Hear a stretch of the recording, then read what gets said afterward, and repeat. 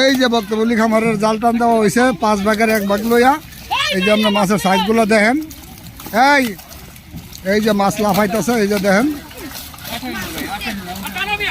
টানা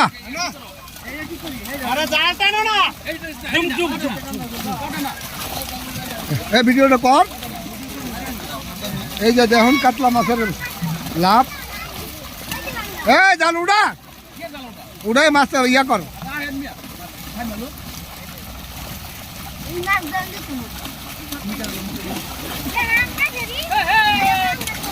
5 ভাগের 1 ভাগ লইয়া টান দেওয়া হয়েছে। দেখেন মাছের সাইজ, কাতল দিকে না দেখ